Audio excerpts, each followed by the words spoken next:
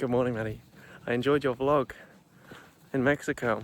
You got to teach me how you edit these things. I just ramble. As it is, I am rambling. In the other sense, I'm on a hill. I love this hill.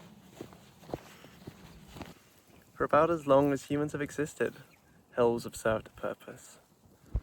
As lookouts for approaching armies, for predators, for refuge from anything wandering below. You can look up onto a hill as well. We place our shrines there, our monuments, so that you have no choice but to look up to something. Things on hills represent the divine.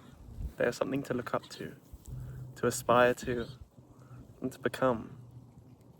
And that we can place ourselves on these hills is a wonderful thing.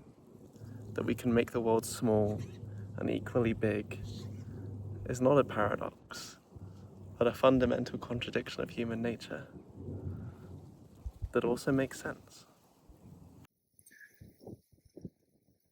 My family has always called this Pig Hill, for the aforementioned pigs you see in front of you. But I don't know if this is the actual name of the hill. It's just what we've always called it. I've lived in the valley below it for about 12 years now, and that's most of my living memory. And these pigs are part of the place I call home. Pigs get a bad rep.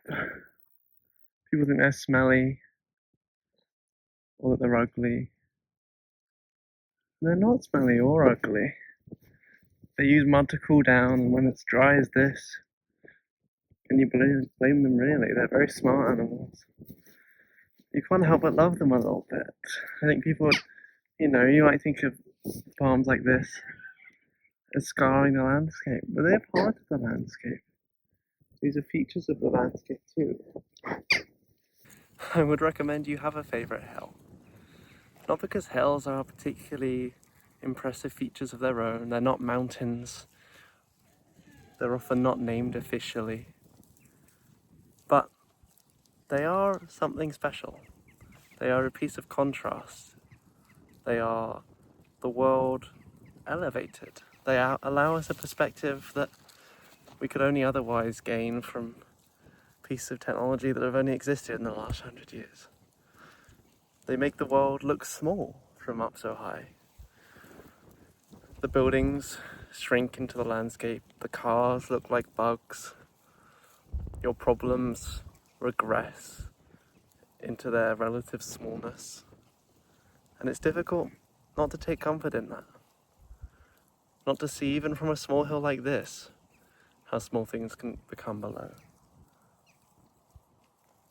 And how that can ground us in our lives and our approach to moving through the world.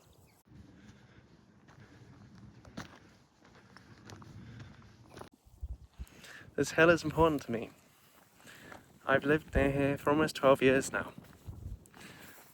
I've walked on this for almost every weekend I've been home. It's a place I return to often and find value in returning to. It's where my mum and I walk the dogs. It's where my parents walk many mornings.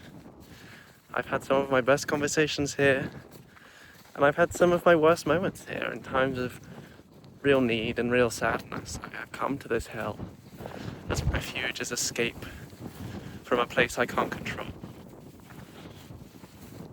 onto a place I also can't control. But, at least I know it. At least it feels familiar in its chaos, in its power that it has over me.